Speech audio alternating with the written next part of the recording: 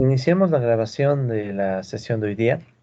En esta sesión vamos a tratar de completar, vamos a completar la revisión de el enfoque cíclico de las crisis económicas en el capitalismo. ¿Sí? Recuerden, por favor, que nosotros ya revisamos muchos aspectos asociados a el modelo de ciclos de Goodwin. ¿Sí? Así súper rápido lo hicimos.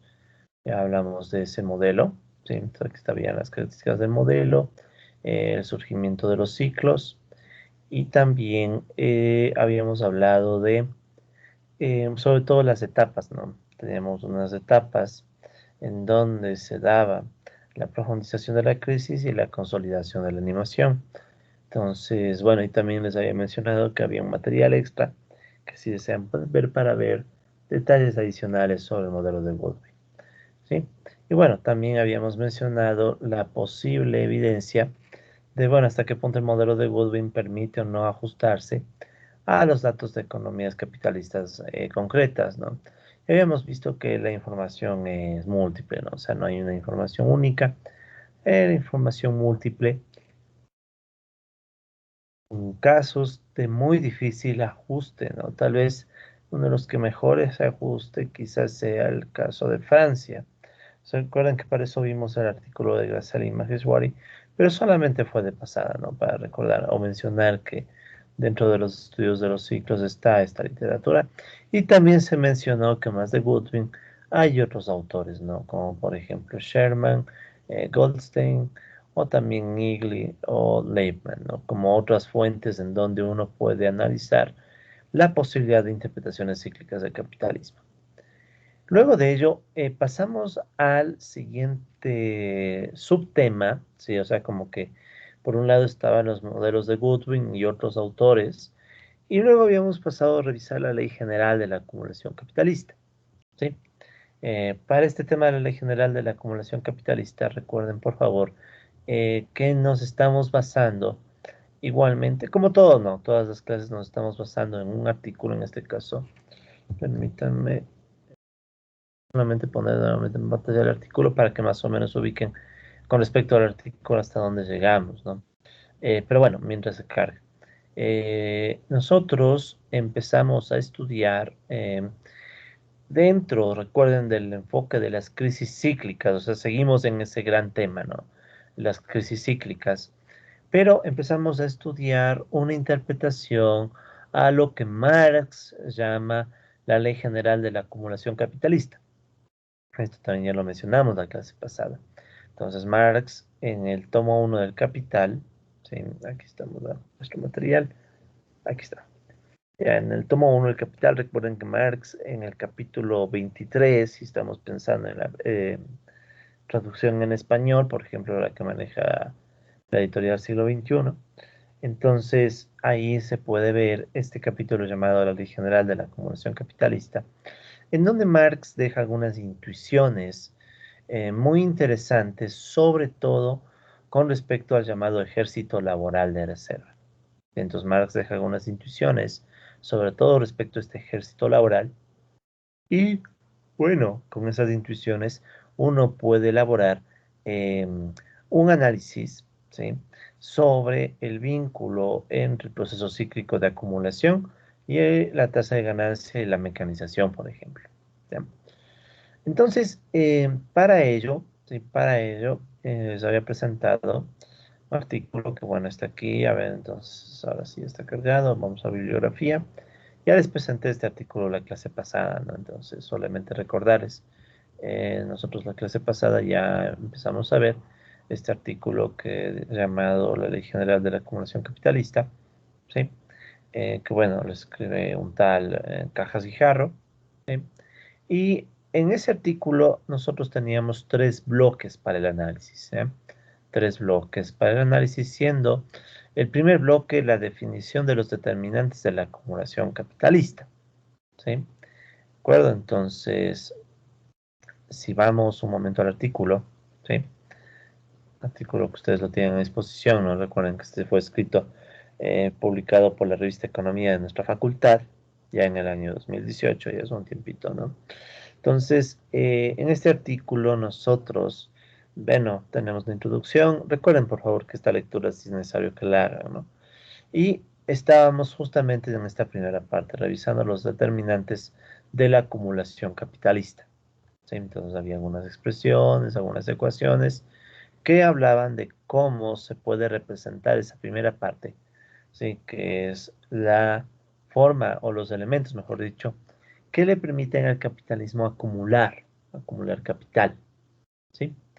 Eh, entonces, sí, alguien por cierto me está escribiendo, por favor, recuerden escribir todo lo que les pedí en el grupo de WhatsApp, ¿sí?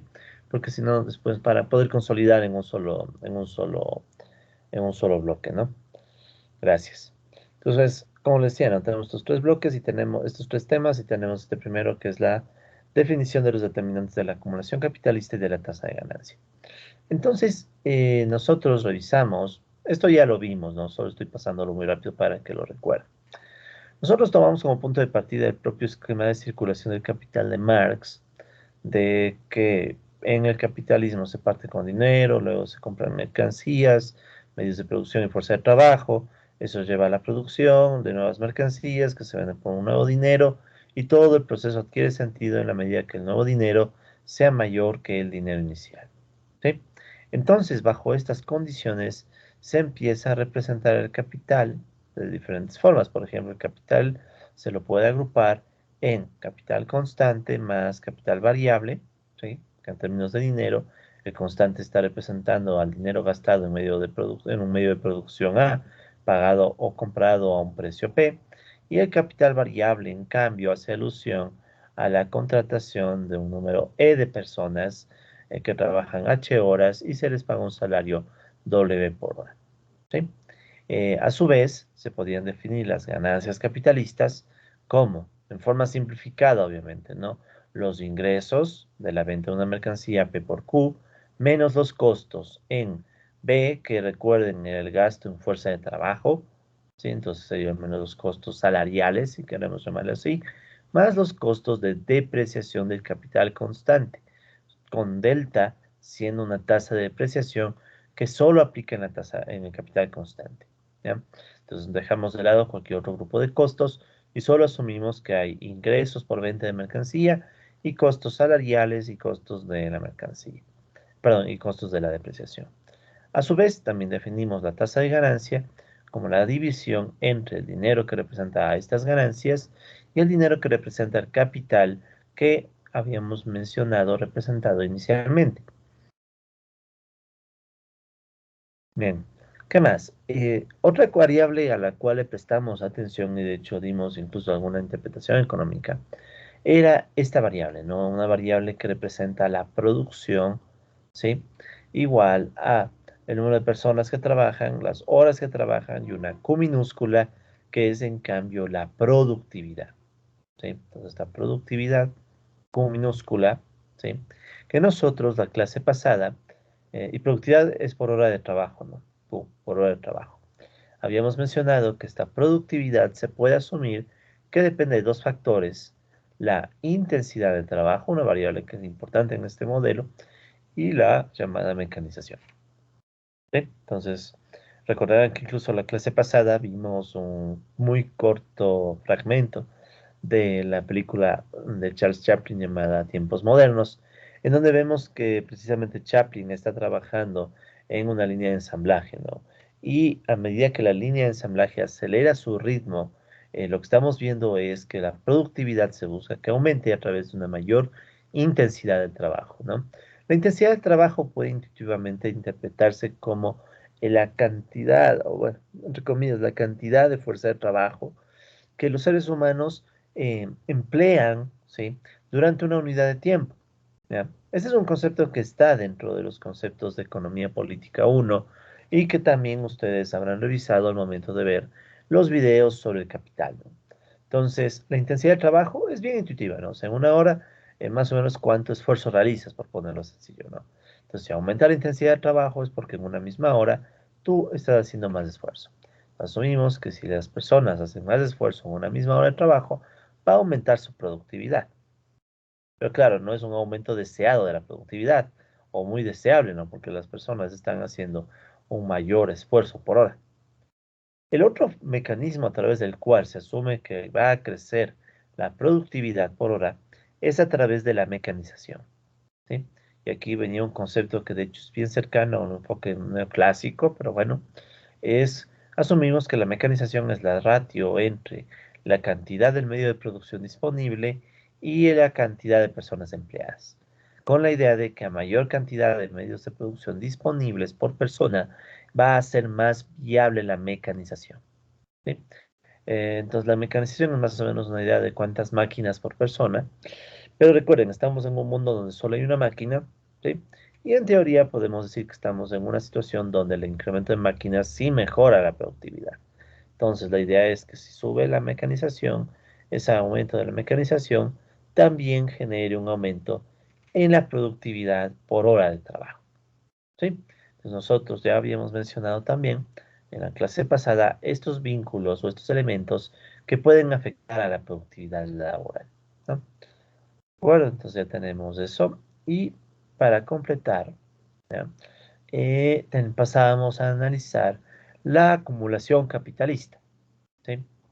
La acumulación capitalista, que en este modelo se puede representar como el incremento de K, o sea, el incremento del dinero que representa capital constante más capital variable. Entonces recuerden, K punto se suele representar o suele indicar el incremento del capital en el tiempo, que lo podemos aproximar como la derivada de K con respecto al tiempo, ¿sí? Entonces, esta derivada, si se fijan, también puede aplicarse en esta suma. Entonces, K punto va a ser igual a C punto más B punto. ¿Qué significa? Que tanto el dinero que representa capital constante como el dinero que representa capital variable, ambos montos de dinero crecen durante la acumulación de capital, ¿sí? Es decir, no es muy difícil de verlo. Imaginemos que estábamos viendo una época de expansión acelerada del capitalismo. Entonces, en la etapa buena del ciclo, digamos, en el enfoque de Goodwin, en la etapa de animación.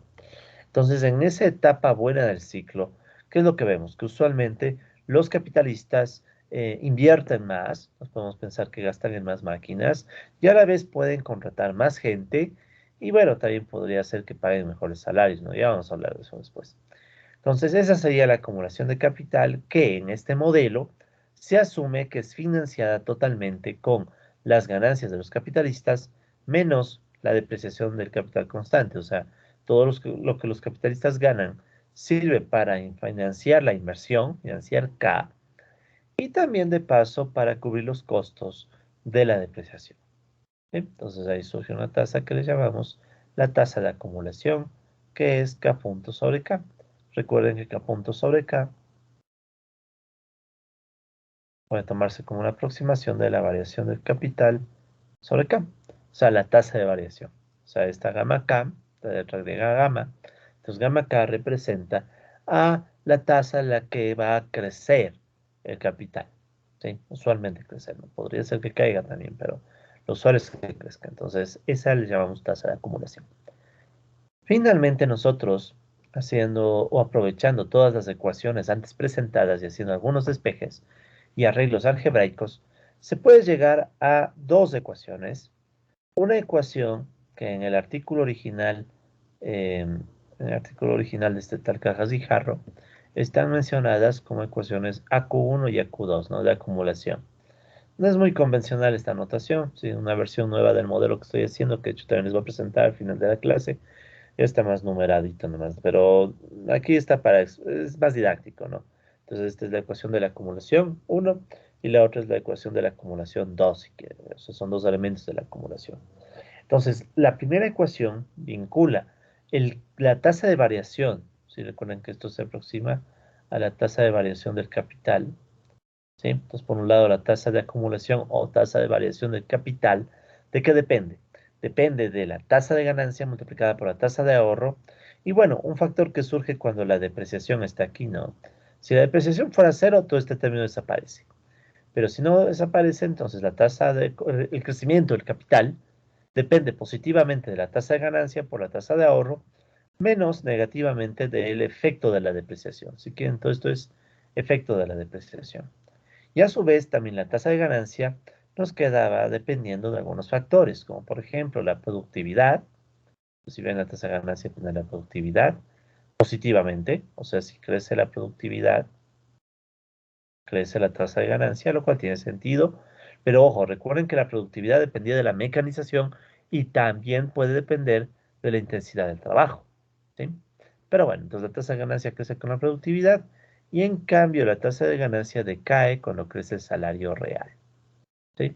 Entonces aquí W sobre P es el salario real. O sea, es el salario, ¿sí?, que se paga a la clase trabajadora, pero ajustada por el nivel de precios. Entonces, este es el salario real. Y aquí puede verse que si crece el salario real, tiene un efecto en cambio negativo sobre la tasa de ganancia, ¿sí? A su vez también tenemos la H, que son las horas trabajadas, que sí crecen, tienen un efecto positivo en la tasa de ganancia, y la mecanización, que tiene un efecto peculiar, ¿no? ¿Por qué? Porque si bien es cierto, quiero un buen amarillo, si crece la mecanización, ¿ya? Eh, este crecimiento de la mecanización podría hacer caer la tasa de ganancia, pero la mecanización también hace crecer la productividad.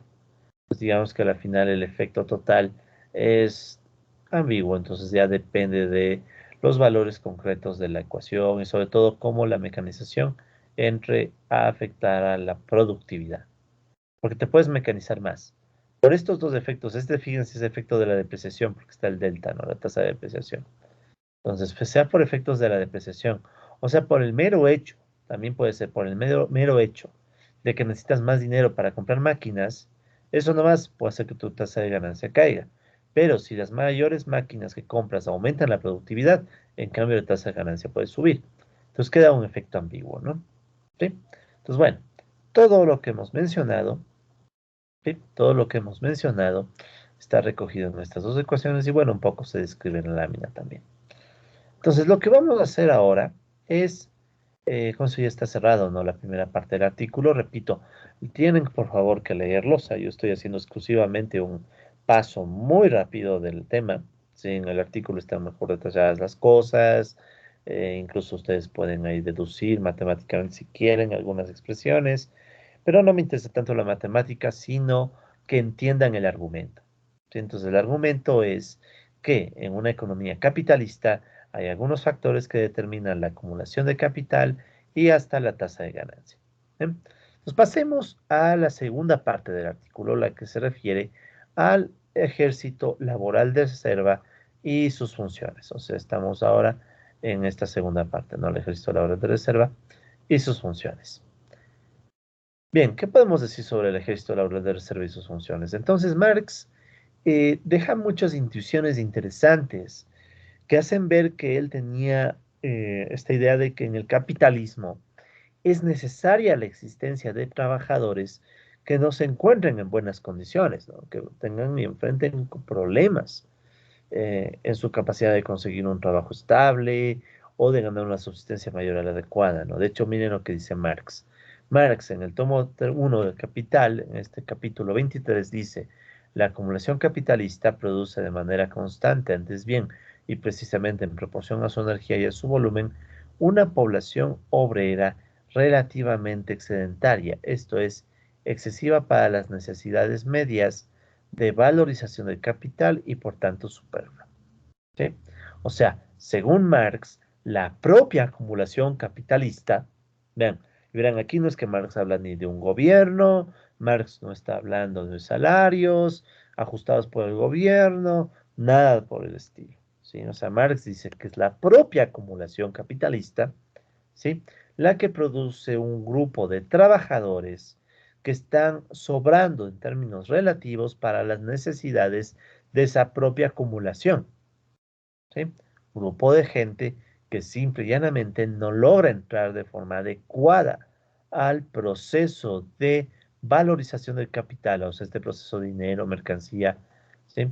O sea, todo ese proceso de dinero, mercancía, mercancía prima, dinero prima, sí, bueno, y la producción a la mitad, bueno, pensing prima, ¿no?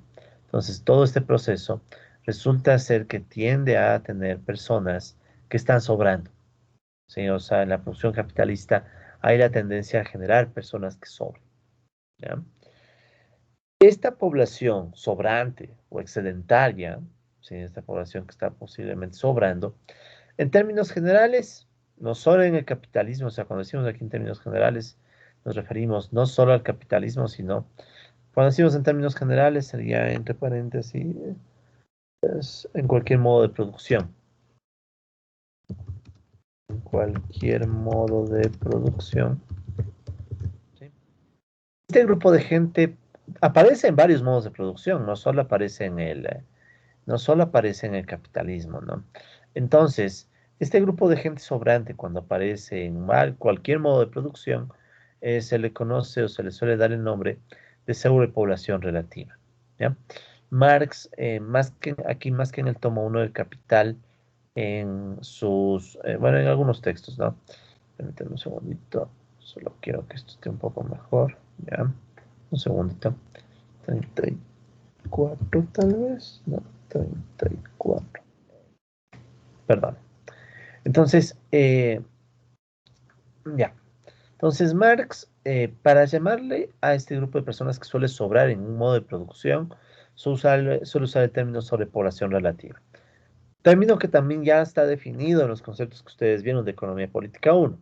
Grupo de personas que alcanzan una subsistencia igual o menor, pero no igual, menor al promedio socialmente aceptado, ¿no? Al promedio necesario en términos sociales, ¿sí? Entonces, y por tanto no está en un número adecuado dentro del modo de producción, ¿ya? Entonces, esta sobrepoblación relativa existe en cualquier modo de producción, bueno, al menos en los que se han conocido, ¿sí? Entonces, este es el término. Y el término tiene una connotación importante, se llama sobrepoblación relativa, sobre todo este término relativo, para hacer frente, ¿sí? A la idea que tenía Malthus de que la sobrepoblación en general, en términos absolutos, era el principal problema para las sociedades. Entonces recordarán, ¿no?, la máxima de Malthus de que los alimentos crecen en forma aritmética, pero la población en forma geométrica. Entonces, la sobrepoblación genera problemas de escasez de recursos que limitan a las economías. Marx va a tomar la idea de Malthus y también de Ricardo, porque Ricardo también coge algunas nociones de esto de Malthus, y Marx va a decir, no, no es que la población está de más porque sí, no es que hay sobrepoblación estrictamente hablando. Para Marx lo que hay es sobrepoblación en términos relativos a las necesidades del modo de producción que tiene una sociedad, ¿sí? Entonces, dependiendo del tipo de sociedad en el que se vive y dependiendo del modo de producción que rige en una sociedad, puede ser que un grupo de personas sobre o no sobre. Todo depende, ¿sí?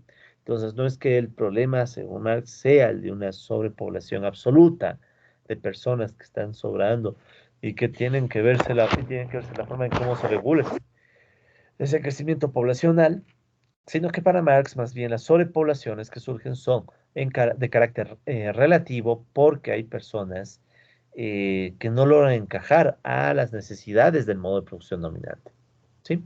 Entonces, esta sobrepoblación relativa, en el caso del capitalismo, es lo que Marx llama el ejército laboral de reserva, ¿sí? Algunos traductores le llaman ejército industrial de reserva. Yo me quedo con el término ejército laboral, ¿ya? Para no caer un poco en la tentación de creer que este ejército solo existe en el sector de la industria, ¿ya? Cuando en realidad el ejército laboral de reserva puede considerarse a todo este grupo de personas, ¿sí? Aquí está la definición en la lámina: personas desempleadas o subempleadas que obtienen una subsistencia menor a la socialmente aceptable, pero que tienen la posibilidad de en algún momento pasar al que es llamado ejército laboral activo. ¿Qué es el ejército laboral activo? Este es el que está dentro de la producción, pero en buenas condiciones, en condiciones mejores al promedio. Condiciones mejores al promedio. Ya. Entonces Marx, ¿sí?, si bien deja el tema del ejército laboral de reserva casi que al final de su obra, al menos el tomo 1, El Capital, Marx hace entender que este es un resultado clave de su trabajo. El capitalismo, para mantener su actividad, necesita crear poblaciones que no pueden entrar en condiciones adecuadas en la propia producción capitalista. Esos son los desempleados o subempleados. ¿Ya? Para colmo de males, por obvias razones, desempleados o subempleados no van a alcanzar una buena subsistencia, sino que su subsistencia es menor a la socialmente aceptable. ¿Por qué? Porque recuerden que en el capitalismo las clases trabajadoras usualmente solo tienen su propia fuerza de trabajo para sobrevivir, o sea, no les queda más que recibir un salario vendiendo su propia fuerza de trabajo.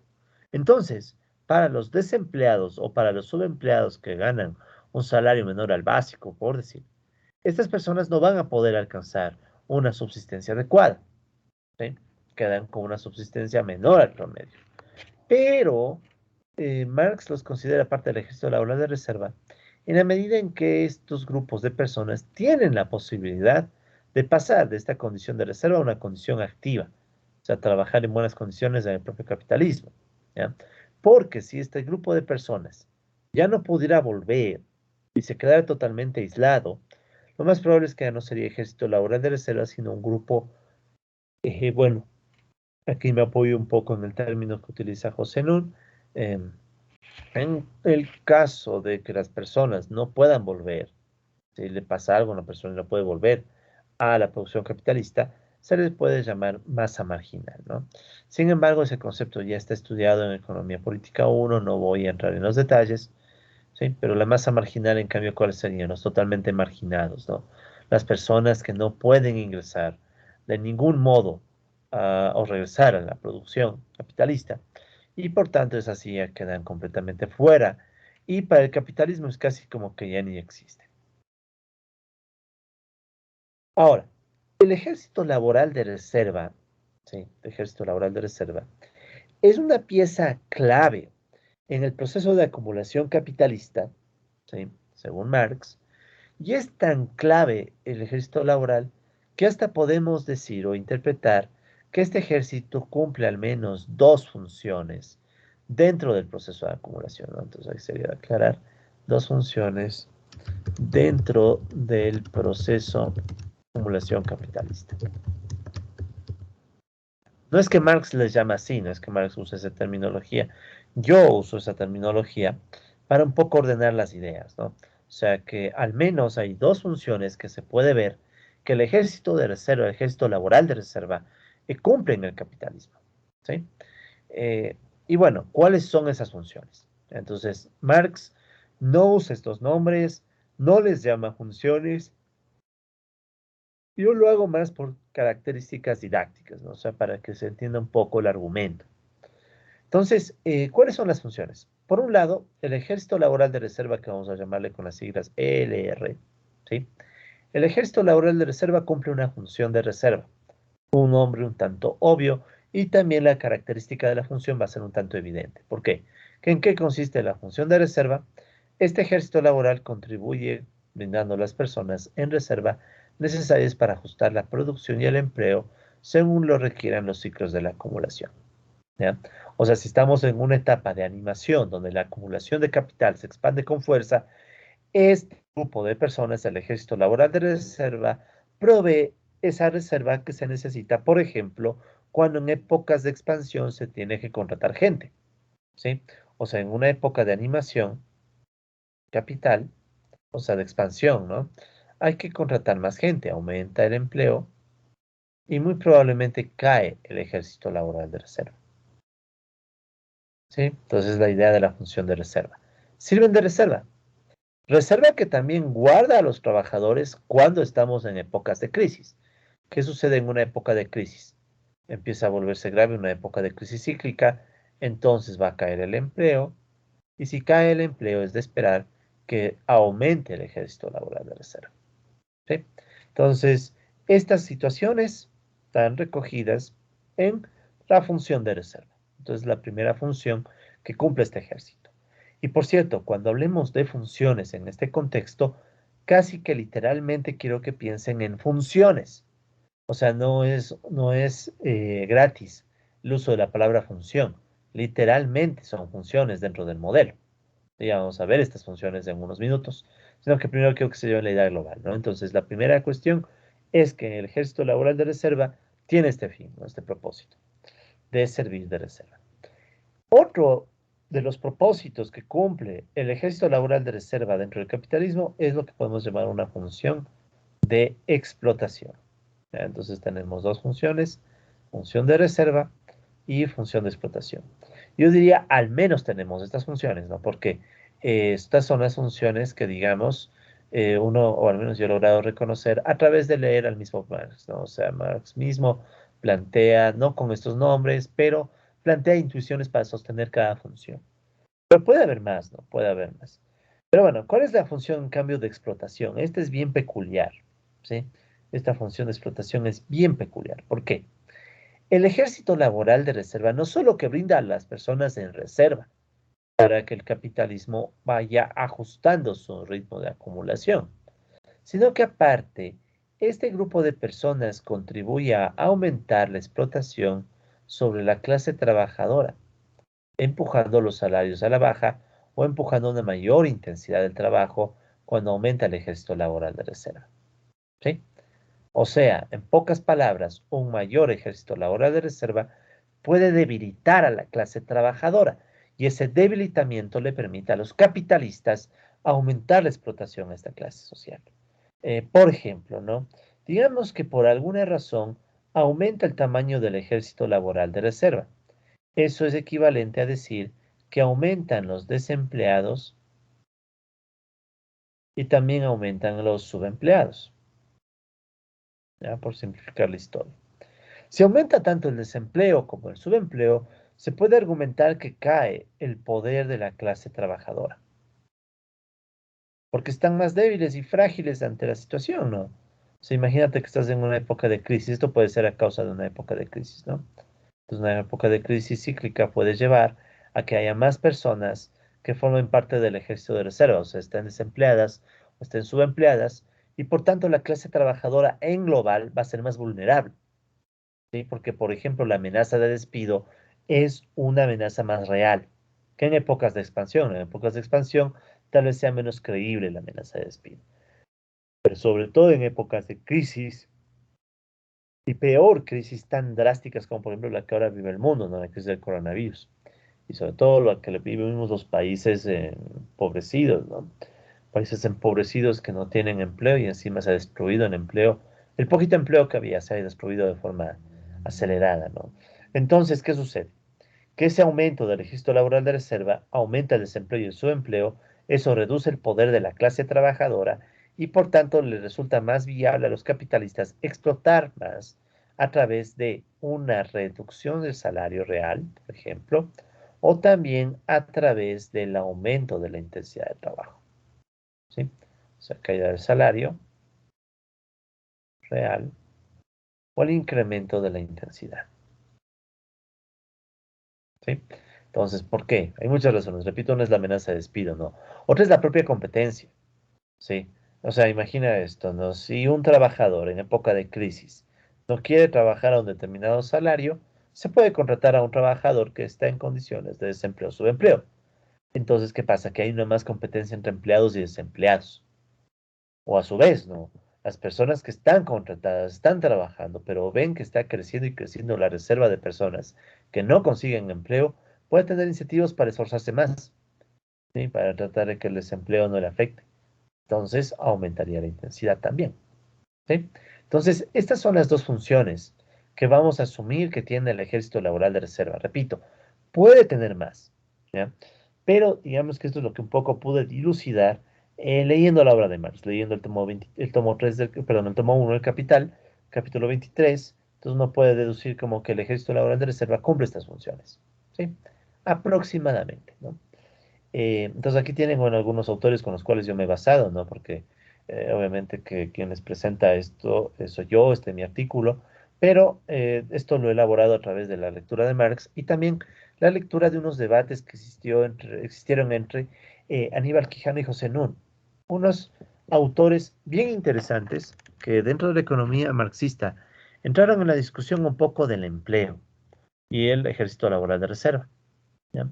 Entonces, de esa discusión, digamos que también un poco se basa esta clasificación de las funciones que cumple el ejército laboral, ¿no? O sea, en definitiva, en palabras del propio Marx, el ejército laboral de reserva brinda material humano explotable y siempre disponible para la acumulación.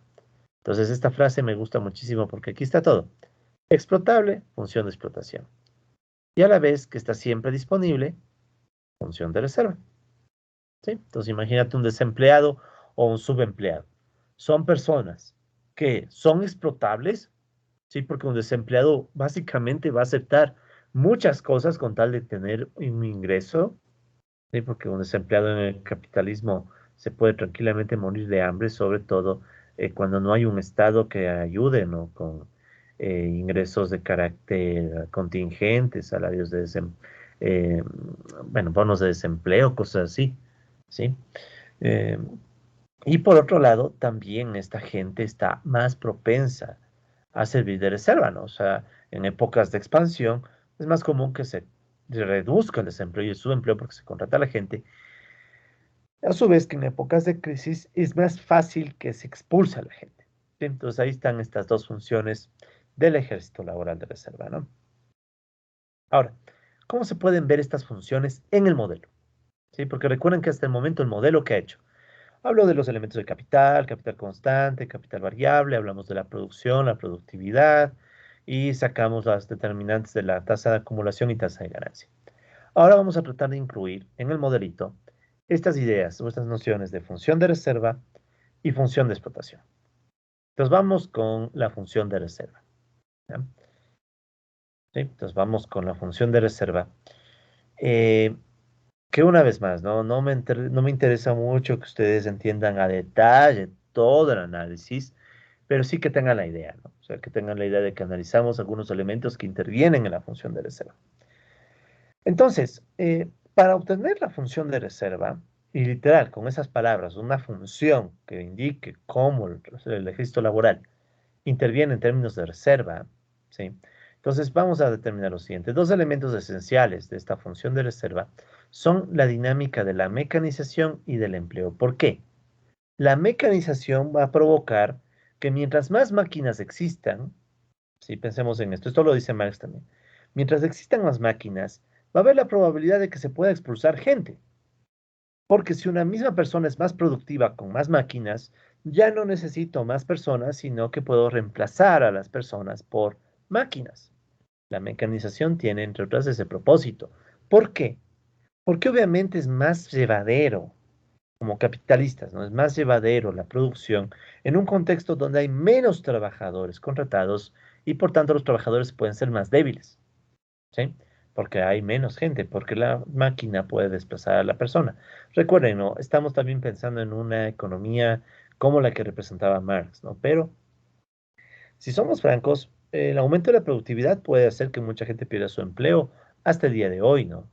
O sea, el aumento de la mecanización no es que solo en la época de Marx podía provocar desempleo. Claro que ahora es un poco más sutil y tiene muchas formas, ¿no? Pero es lo mismo. O sea, mientras que los trabajadores que están contratados o están empleados tienen más mecanización y se sacan más del aire, otros trabajadores, en cambio, simplemente se quedan fuera. ¿Sí?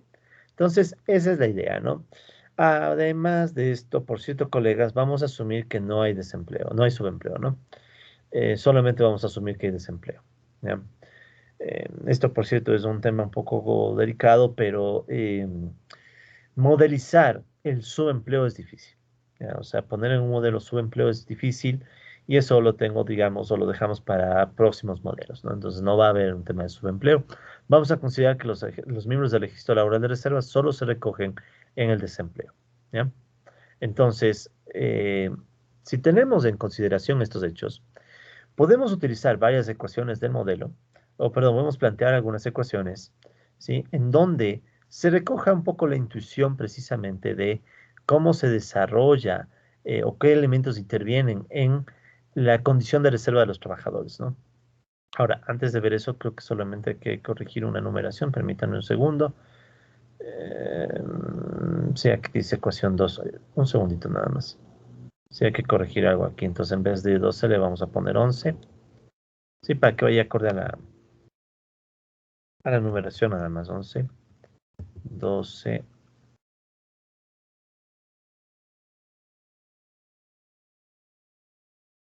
y 11 y 12 nada más. Ah, no, sí, perdón, y 13. Ya, ok. Ya, entonces, ¿qué es lo que va a intervenir en la condición de los trabajadores como reserva para el capitalismo? Pues por un lado, vamos a plantear una ecuación 11, ¿sí? Esta ecuación 11, vean lo que hace.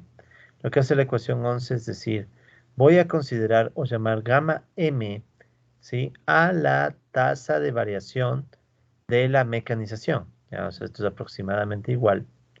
Recuerden, m punto se puede aproximar como la variación de m sobre m, ¿no? Siendo m punto, recuerden la derivada en el tiempo de la variable. Sí, es la derivada de m con respecto al tiempo. Es que estamos diciendo, vamos a llamarle gamma m al porcentaje, si quieren, al que crece la mecanización. ¿Ya? Entonces le vamos a poner ese nombre a esa variable, ¿sí? Gamma m. Por otro lado, vamos a crear una variable x. ¿Qué es esta variable x? De hecho, esta la voy a poner en rojo. La variable x va a ser la tasa de empleo. Porque fíjense qué hace la variable x. La variable x divide número de personas empleadas para una n. ¿Qué va a ser la n? N va a ser lo mismo que en el modelo de Goodwin. El número total de personas que ofrecen su fuerza de trabajo. ¿Sí? N. Entonces, digamos que tenemos 10 empleados de 100. Entonces, ¿cuánto es la tasa? 0.1, 10%. ¿Sí? Digamos que tengo empleados 3 de 10. Entonces sería 3 dividido para 10, 0.3 o 30%. Entonces, este de aquí, ¿sí? Esta variable le estamos llamando la tasa de empleo. Igual que en el modelo de Goodwin, ¿sí?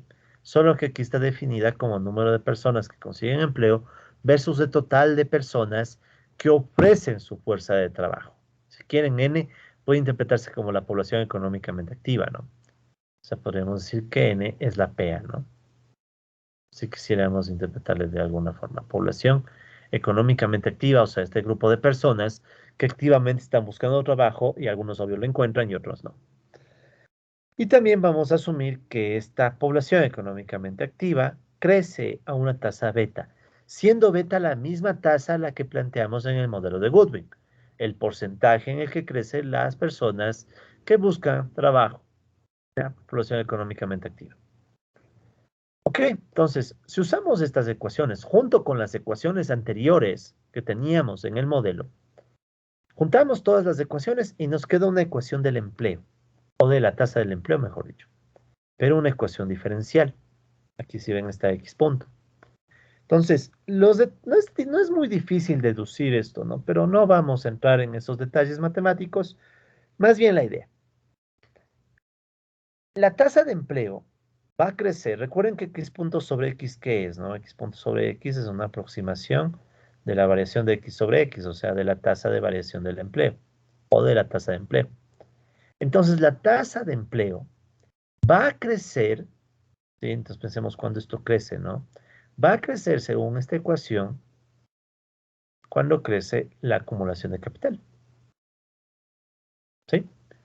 Lo cual tiene sentido, ¿no? Este es gamma K. Recuerden, gamma K es la tasa de variación o tasa de crecimiento del capital. Tiene sentido. Si los capitalistas invierten y acumulan, uno de los efectos inmediatos de la acumulación, de esa expansión del capitalismo, es que se contraten más personas, ¿sí? Pero mientras que la tasa de acumulación empuja el crecimiento de la tasa de empleo lo empuja al alza, en cambio, ¿qué empuja a la baja la tasa de empleo? El que crezca la PEA, por ejemplo. O sea, si hay muchas personas que van, digamos, hay una sociedad donde cada vez hay más y más jóvenes que se integran al mercado laboral. Eso sería un incremento en beta, ¿no? Beta siendo la tasa a la que crece la P. Entonces, cada año va hay más y más jóvenes que se integran al mercado laboral, pero no consiguen empleo. Entonces, ¿qué pasa? Que es como que crece este beta, esta tasa a la que crece la PEA, pero no crece al mismo ritmo que la acumulación. Entonces ahí puede suceder que incluso crezca más, ¿no? Dependiendo de la época. Y eso hace que en cambio la tasa de empleo caiga, ¿sí? Y bueno, también hay un efecto un poquito más complicado que está de este lado derecho, que es el efecto, fíjense, de unas derivadas, ¿no? Que están involucrándose precios, se están involucrando el salario, e incluso se está involucrando la mecanización, ¿no? Entonces, esta ecuacióncita que está aquí, esta es a la que llamamos la función de reserva, ¿sí? Incluso le ponemos como siglas res, ¿ya? No es la mejor forma de llamarle una ecuación, pero digamos que es la manera que en ese entonces se me ocurrió. Ahorita yo estoy mejorando el modelo, pero digamos que estoy presentándoles la versión publicada, ¿no? O sea, es la versión que ustedes más fácil para que estudien, ¿no? O para que alguien quiera mejorarle. O sea, ya vamos a hablar de eso también un poquito. Pero bueno, entonces esa es la primera cuestión, es la primera función del ejército laboral de reserva, que es una función cuya intuición es sencilla. El capitalismo, mientras más acumula, más va a hacer crecer la tasa de empleo. Bien sencilla la intuición, ¿sí? Pero también hay factores que hacen que caiga la tasa de empleo, como el crecimiento de la PEA o la propia mecanización, si ven que aquí está el M, ¿no? Pero M punto, ¿no? ¿Bien? Esa ecuación también está mencionada aquí, entonces aquí en el artículo ustedes tienen las funciones del ejército laboral de reserva. Ahí están recogidas varias citas de Marx. Y ahí pueden ver la función de reserva, se explica con más detalle. Ahí está explicada cada ecuación que estamos viendo y el surgimiento de esta función, ¿no? Entonces aquí está la función de reserva.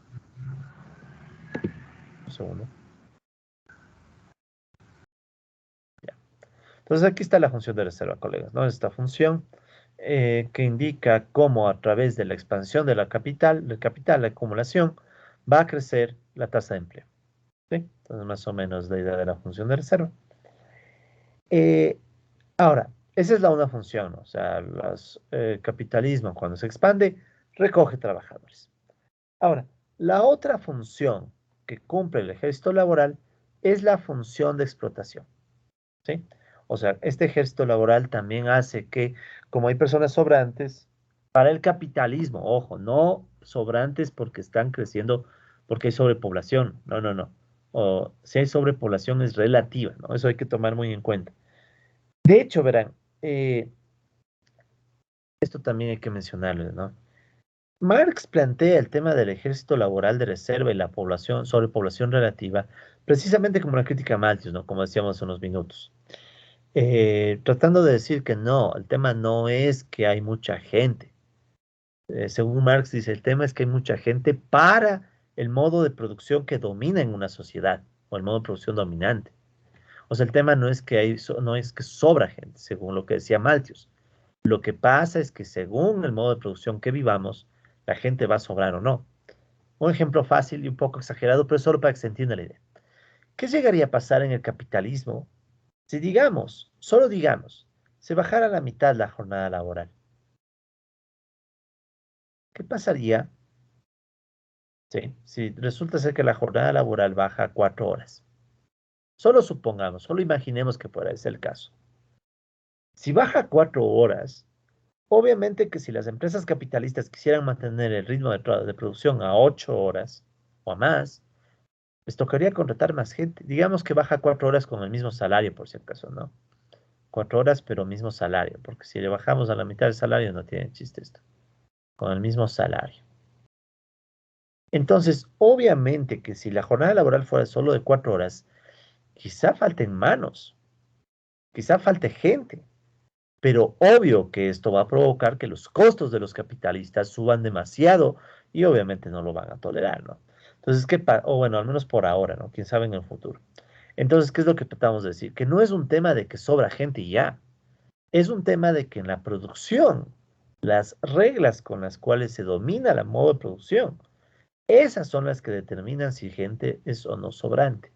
Porque claro, para el capitalismo puede sobrar gente, pero depende de las circunstancias, ¿sí? Depende de las circunstancias, entonces no es un tema de que la gente tiene demasiados hijos, por ejemplo. Es un tema de que el modo de producción crea condiciones para que muchas personas sobren dependiendo de la época. ¿Sí? Eso es lo que, digamos, Marx resalta. Y Marx no es que se inventa esta idea porque sí. Marx escribe la idea de la ley general y del ejército laboral de reserva en alusión o continuando una idea dejada por Ricardo. ¿Sí? Ricardo tiene un capítulo sobre la maquinaria en su texto de 1817. Recuerde que Ricardo escribe en 1817 los principios de economía política y tributación, es su obra cumbre. Y en esa obra, al final, no me acuerdo, no es en la primera edición, entonces debe ser más tarde del 17. Ricardo escribe un capítulo que creo que se llama Sobre la maquinaria, más o menos, ¿no? Entonces ya Ricardo tenía la idea de contradecir a Malthus, es decir, no es el tema de la población, es el tema de las condiciones en las que se da la producción, las que pueden llevar a que sobre la gente. O sea, David Ricardo ya tenía esa idea, ¿sí? De hecho, les recomendaría, sería interesante que traten de leer lo que decía Ricardo precisamente sobre este tema, porque deja muchas intuiciones que se ve que luego Marx retoma, ¿sí? Que está bien, o sea, no es que Marx es el gran inventor de todo, Marx tomó muchas ideas de los pensadores de su época, que así mismo es, o así debería ser, ¿no? Más bien ahora es que nos olvidamos de muchos pensadores y hacemos de cuenta que nunca existieron, ¿no? Entonces Marx no, Marx reconoció de Ricardo esta idea y la readaptó a su, a su teoría, ¿no? Pero bueno, volviendo al caso, entonces, ¿qué funciones desde el punto de vista de la explotación cumple el ejército laboral de reserva? Entonces aquí yo me he permitido para efectos didácticos hablar de dos funciones, que literal son dos funciones matemáticas. Una es la función de explotación vía incremento de intensidad laboral, ¿sí? Y otra es la función de explotación vía reducción salarial.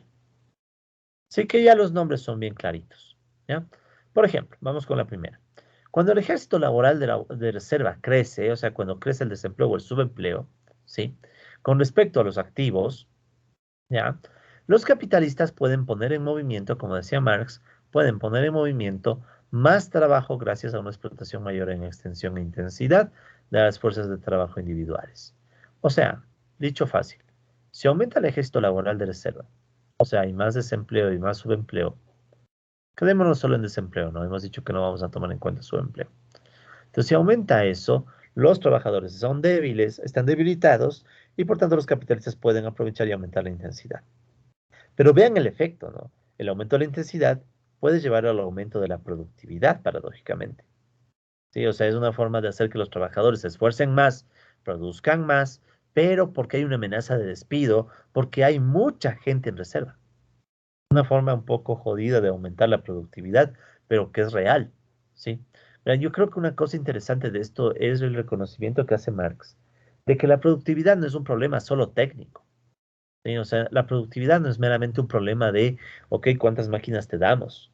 Que es lo que diría usualmente el enfoque de la economía neoclásica. No, o sea, según el enfoque marxista, el problema es que la propia productividad también depende de aspectos sociales. Porque esto es un aspecto social, el poder de los trabajadores. ¿Sí? O sea, ¿qué tal si los trabajadores vivieran en una situación de pleno empleo? Solo supongamos que hubiera pleno empleo.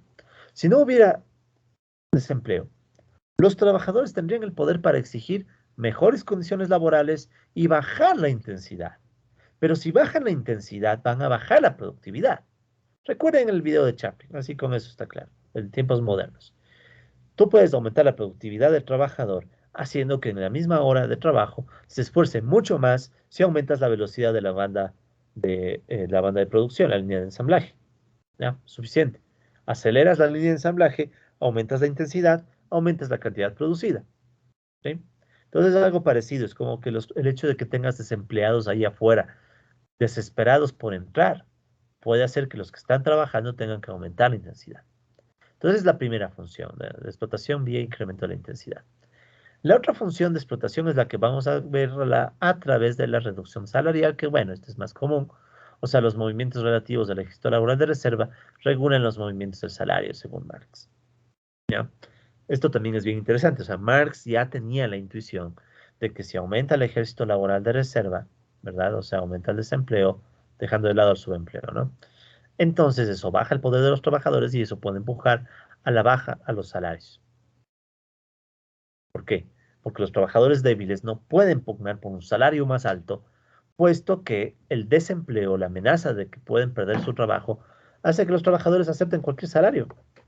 ¿Sí? Además, toma en cuenta que los trabajadores que están afuera pueden desesperadamente aceptar trabajar con salarios más bajos. Entonces, una doble presión. O sea, por un lado, si el capitalista le dice al trabajador, verás, hay un montón de gente ahí afuera. Vas a trabajar con menor salario porque estamos en época de crisis. ¿Aceptas?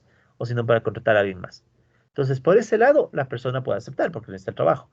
Y por otro lado, las propias personas que están afuera presionan porque dicen que van a trabajar con salario más bajo. Les voy a ponerles un ejemplo muy concreto de esto.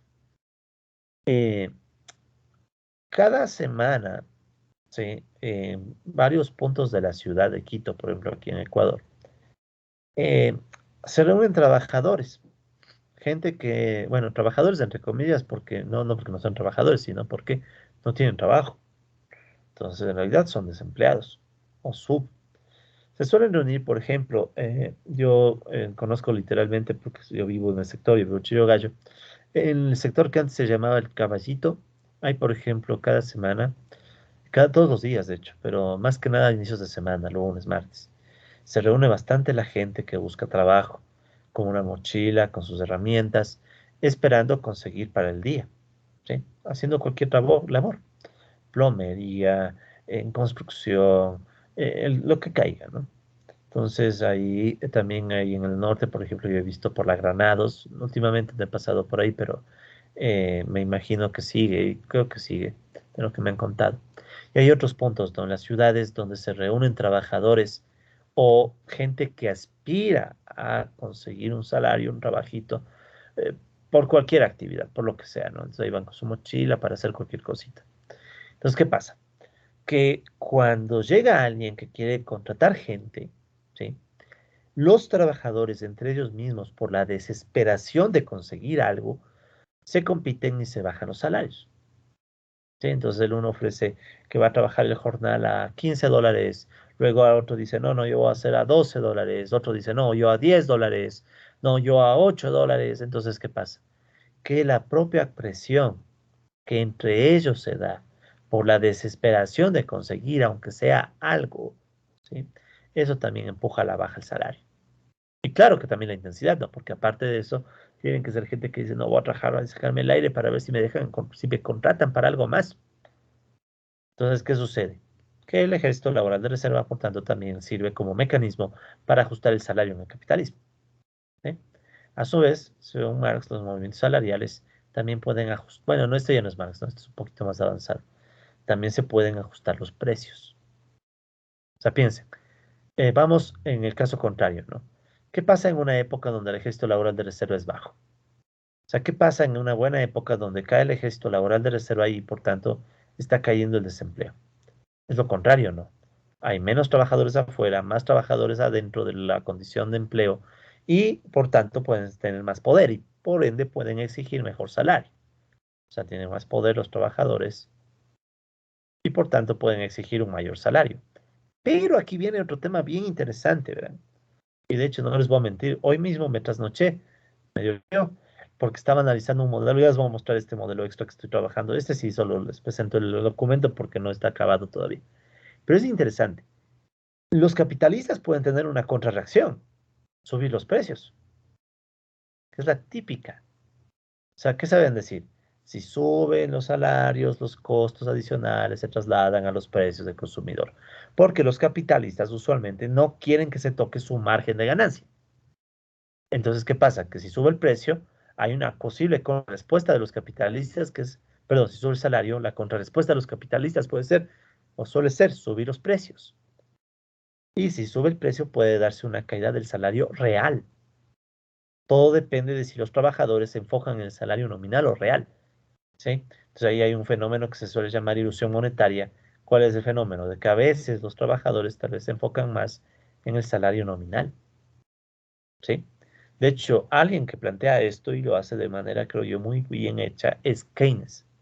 Keynes dice, a ver, es más probable que los trabajadores se fastidien y reaccionen por una caída del salario nominal que por un aumento de precios que afecta al salario real.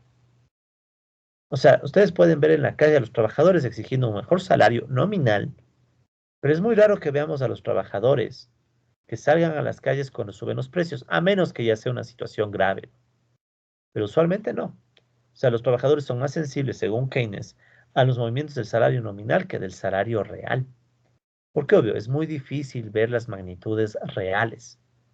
Estamos acostumbrados a vivir en un mundo de magnitudes nominales. Y es más, Keynes también dice, muchas veces a los trabajadores les afecta más el salario relativo que obtienen con respecto a otros trabajadores. ¿Sí? O sea, Keynes tiene intuiciones muy interesantes sobre el movimiento del salario, que también valdría la pena estudiarlas. Si bien es cierto, yo no soy keynesiano, hay que reconocer que hay cosas de Keynes que son interesantes, que pueden ayudar a entender mejor el capitalismo. ¿Sí? A pesar de que Keynes era bien, o sea, Keynes sí que era alérgico a Marx, así decían literal. Keynes oía a Marx y le salía urticaria o ronchas, decía, no, no, Marx no. Keynes decía, Marx es el inframundo de la economía, no, no, no, no, nada, nada que esas cosas de Marx, no, no. ¿Sí? Y quien decía eso era Joan Robinson. Recuerden que Joan Robinson era alumna de Keynes, ¿no? Joan Robinson. Entonces, Joan Robinson solía decir, no, no, Keynes no se lleva con Marx, aunque Joan Robinson solía bromear, o no sé si era tan broma, diciendo, no, pero aunque no le caiga bien, Keynes sí leyó a Marx. ¿Ya? Entonces, hay unas discusiones bien interesantes del pensamiento económico, ¿no? O sea, Keynes y Marx para nada. De hecho, Keynes tiene una frase muy buena que dice, buena para él, ¿no? Cuando llegue el día de la lucha de clases, el día definitivo, yo me alineo con la burguesía. O sea, así lo dice Keynes, o sea, clarito, ¿no? Clarito. Recuerden que también Keynes escribe en una época en la que la Revolución Rusa estaba dando la oportunidad al mundo de pasarse al lado soviético, ¿no? Eh, no pasó, ¿no? Pero obviamente Keynes estaba en esa época y aparte el capitalismo estaba en la crisis del 29. Entonces imagínate qué época, ¿no? Para Keynes como defensor del capitalismo, ¿no? Pero bueno, no nos interesa mucho ese tema por ahora, pero es una curiosidad interesante, ¿no? Entonces el caso es que hay una contrarreacción de los capitalistas a través de los precios. Los capitalistas podrían decirte simple y llanamente, ¿sabes qué? Te subo los precios. Y con eso un poco compenso el alza salarial, ¿sí? Entonces, ahí pueden ustedes pensar que hay unos cuantos mecanismos complejos. Verán, por ejemplo, ¿no? La función de explotación vía intensidad, ¿sí? La función de explotación vía intensidad se puede escribir como una función donde E, que es la tasa, recuerden que era la intensidad, ¿no? La intensidad laboral, puede depender de algunos factores, ¿sí? Donde, ejemplo, se puede asumir, ¿sí? En esta ecuación 14, esta es la ecuación 14, se asume que una mayor tasa de empleo empuja a la baja la intensidad, ¿ya? O sea, si sube el empleo, recuerden que X era la tasa de empleo, ¿no? Recuerden, X era empleo sobre P, ¿sí? Empleado sobre P. Entonces, si aumenta la tasa de empleo, decíamos que los trabajadores pueden ser personas con mayor poder. Imaginen, pueden armar hasta sindicatos, pueden armar huelgas y detener a la producción y la amenaza de desempleo es baja. Entonces, eso puede llevar a que caiga la intensidad. ¿Cómo se puede representar eso? A través de, por ejemplo, esta derivada. ¿Sí? Recuerden que esto es una forma de decir la derivada de f 2 con respecto a x. O sea, si aumenta la tasa de empleo, la función 2, que es la función de la intensidad, cae. ¿Ya? Lo vamos a dejar en términos genéricos, ¿no? No voy a poner una función en concreto. ¿Ya? Y es porque, repito, no me interesa la parte matemática. Quiero que entiendan la idea. ¿Sí? La idea es esa. O sea, si aumenta el empleo, los trabajadores tienen más poder, entonces se puede crear una ecuación en donde ese mayor poder de los trabajadores más empleo provoca una caída de la intensidad. Ya vamos a ver un ejemplo. Y a la vez también podemos decir que tenemos el efecto de un salario nominal o también de un salario real, dependiendo, ¿no? En este caso decíamos salario nominal, en donde los trabajadores también pueden reaccionar de la siguiente forma. Esto es bien interesante. Si sube el salario, los trabajadores pueden tener el interés de aumentar la intensidad, pueden estar motivados, ¿sí? Como recordarán, hablamos en la clase pasada. A veces se le puede incentivar al trabajador con unos bonos, un dinero extra, y ese dinero extra puede llevar a que el trabajador tenga el incentivo para incrementar la intensidad laboral, ¿sí? Y eso puede llevar, bueno, de que de una u otra manera el trabajador aumente la intensidad y produzca más. Pues si bien es como que el uno es por el lado bueno y el otro es por el lado malo, ¿no? Por el lado bueno, más empleo, ¿sí? Le da más poder al trabajador y con eso exige, bueno, bájenme la intensidad laboral. Pero a la vez un mayor salario puede motivarle en cambio al trabajador a que quiera más, a dedicar más de su esfuerzo, ¿no? ¿Sí? Esta última idea, que le he puesto en azul, tiene mucho que ver con algo que se llama la teoría del salario de eficiencia. ¿Sí? Esta es una teoría planteada especialmente Bueno, hay en la macroeconomía, ¿no? Para explicar el desempleo, se habla del salario de eficiencia, esto es más keynesiano, y en particular hay un modelo bien que yo tenía en mente cuando hice esto, que es el modelo de Shapiro y Stiglitz, del 84. Shapiro y Stiglitz hacen un modelito en donde ellos tratan de explicar el desempleo precisamente por la idea de este salario de eficiencia, o sea, mayor salario puede llevar a que los trabajadores, o puede motivar a que los trabajadores se esfuercen más y un mayor salario puede servir como mecanismo para compensar el hecho de que los capitalistas no pueden vigilar todo el tiempo al trabajador. ¿Sí? Entonces, como no pueden vigilar todo el tiempo la intensidad del trabajo, Shafiro y Stiglitz dicen, bueno, habrá que ver que el salario más bien se volvería como un mecanismo para motivar a que el trabajador se esfuerce más, ¿no? Y también hablan de la presión de los desempleados, ¿no? O sea, es un artículo interesante, ¿no? Que les motivo a revisar algún rato. Pero bueno, no es secundario para nuestros temas. Entonces, el caso es, colegas, que si es que el salario más alto puede empujar a la intensidad al alza, eso puede motivar a que tengamos otra derivada, que es esta de aquí, donde la derivada de F2 con respecto a W sería positiva, en cambio. O sea, aumenta el salario, aumenta la intensidad. ¿Sí? Aquí está asumiéndose ilusión monetaria, pero realmente no es muy importante asumir ilusión monetaria. Sí, ya en un modelo más completo que vi, no es tan importante asumir que los trabajadores se concentren en W, podrían concentrarse en el salario real también si quisieran. Pero bueno, esa es la cuestión, ¿sí? Es la cuestión. Entonces, esa sería la función de explotación vía intensidad, ¿sí? O sea, la idea básica es juntar empleo con intensidad laboral, ¿ya? Y bueno, considerar también otros factores. Vamos con la otra función. ¿Ya? Queda genérica, ¿no? O sea, es una función f, no me interesa la forma, simplemente es una función, ¿ya?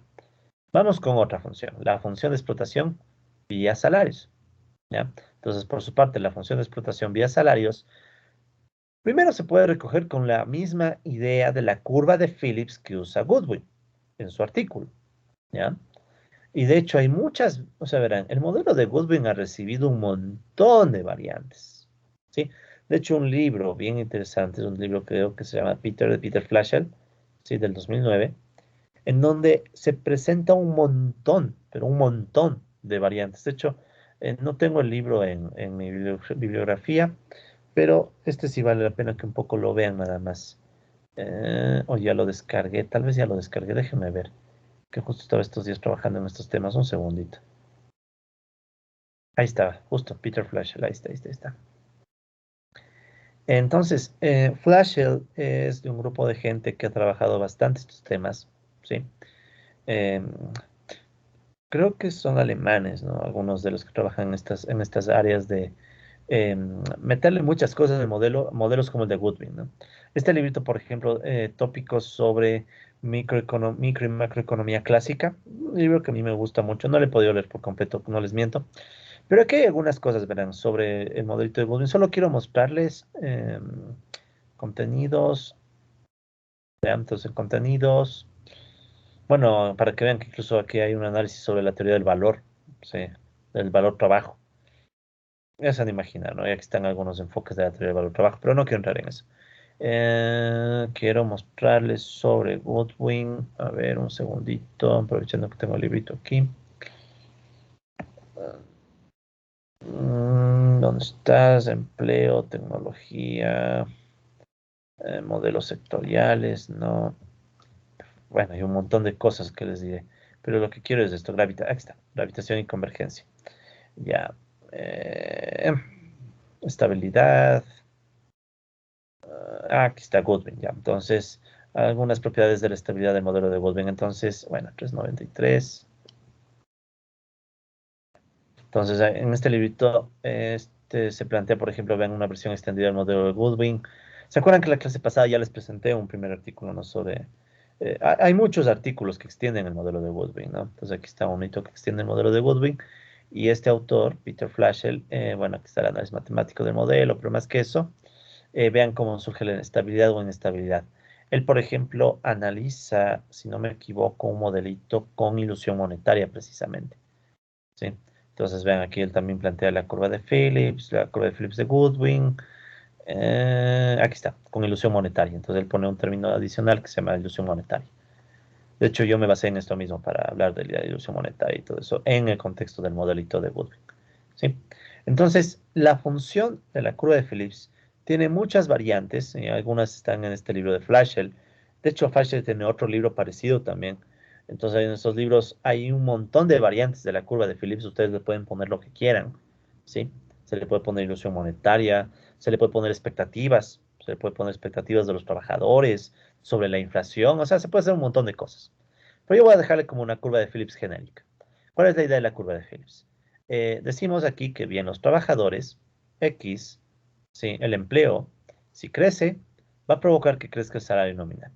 ¿Bien? Entonces eso se refleja en esta otra derivada. O sea, la derivada parcial de la función 3, la función de salario, cuando crece la tasa de empleo, vamos a decir que es positiva. ¿Ya? O sea, a mayor empleo, mayor crecimiento del salario nominal. Entonces aquí está expresado esta ecuación en términos de salario nominal. ¿Ya? También recordarán que decíamos que, bueno, los trabajadores pueden empujar por mayores salarios, pero los capitalistas pueden tener una contrarreacción vía precios. Entonces también se puede construir una ecuación que recoge el efecto sobre los precios de la variación del salario nominal. Para ello me baso en otro trabajo, en cambio esto es de Say, ¿sí? ¿Cómo se llamaba? Ya me olvidé. Ya les doy el nombre un segundo. Pero este trabajito de Desai, en cambio, plantea un modelo en donde se pone también la reacción de los precios. ¿Sí? Eh, Megdan Desai creo que es. Ahorita me acordé. Megdan creo que es Megdan Desai. Déjame confirmar. Entonces, el caso es que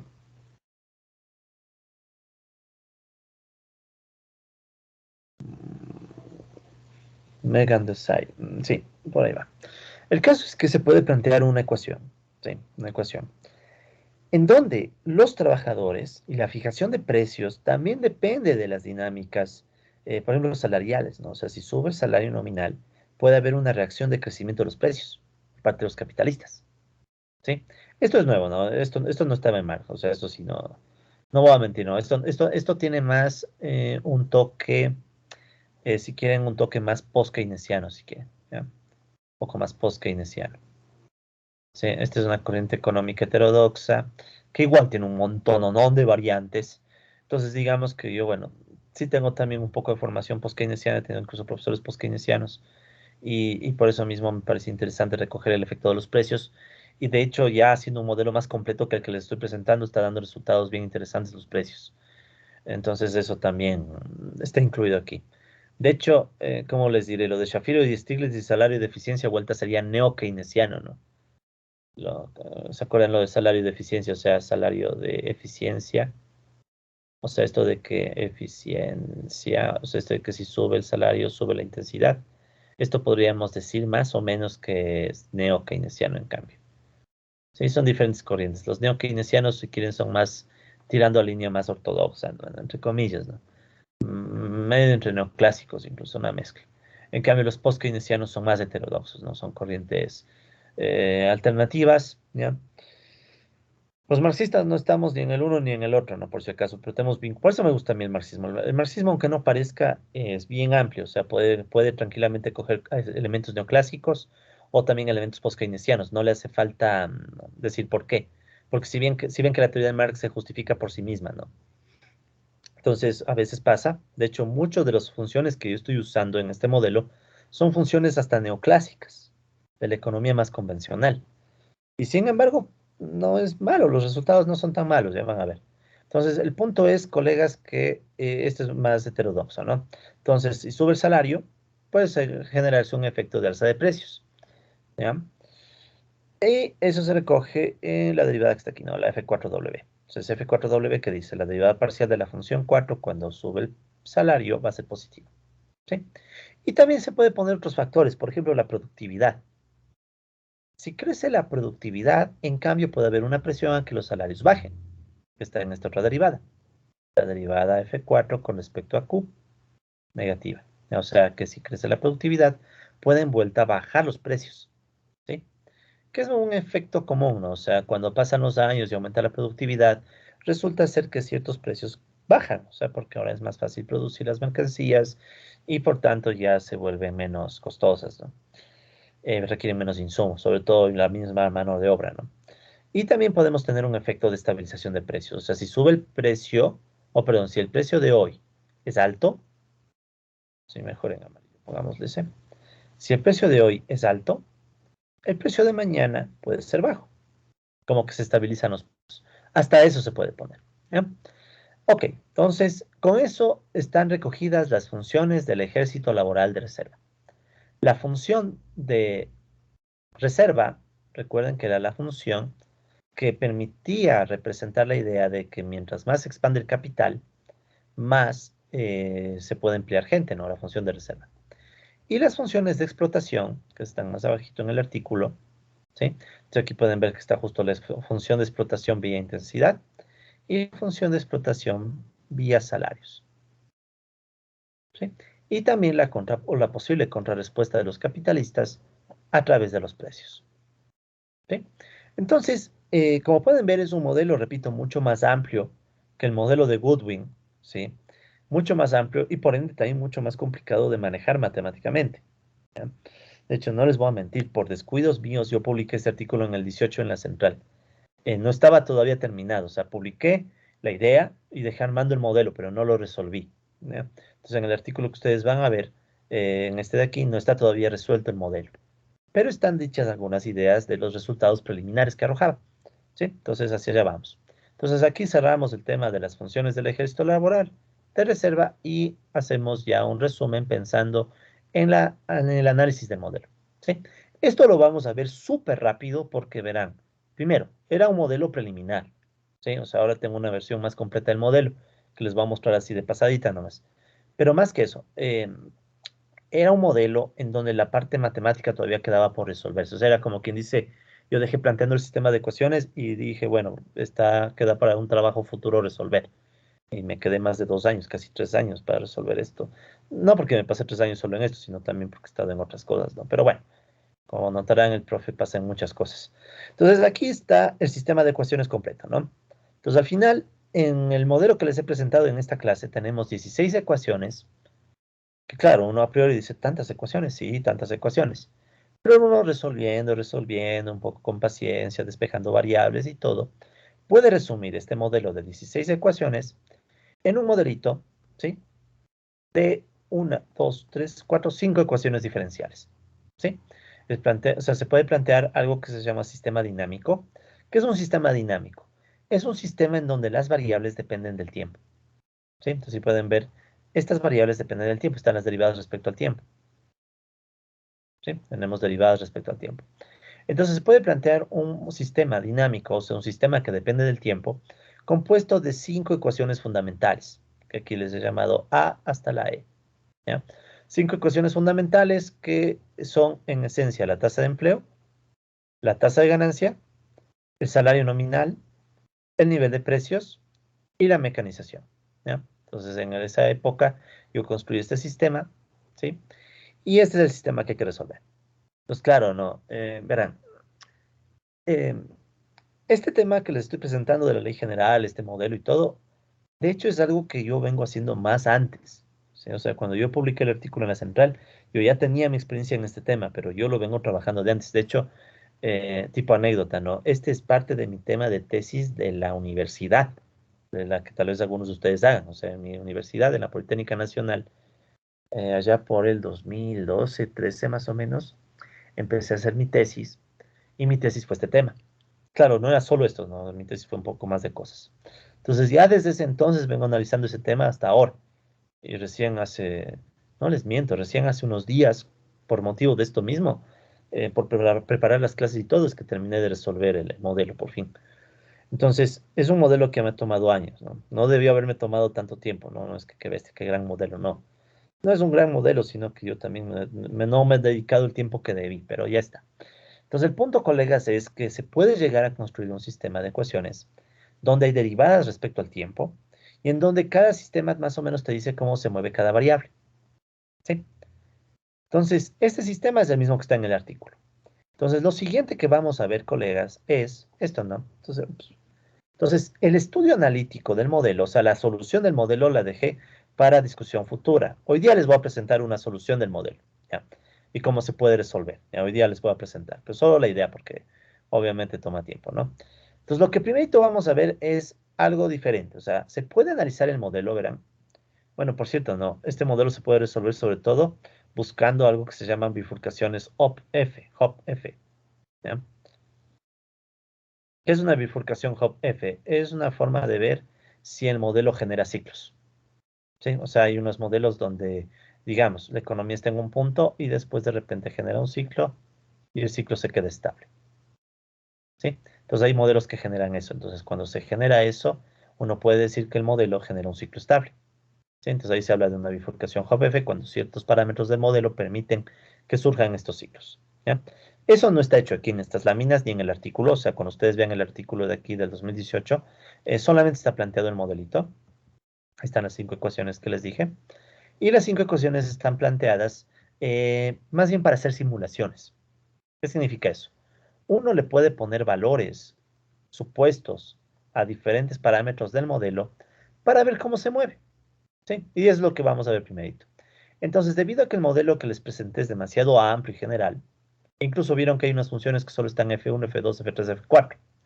Entonces, por el momento, primero hacemos unas simplificaciones para ver qué pasa cuando ponemos numeritos y simulamos el modelo. ¿Ya?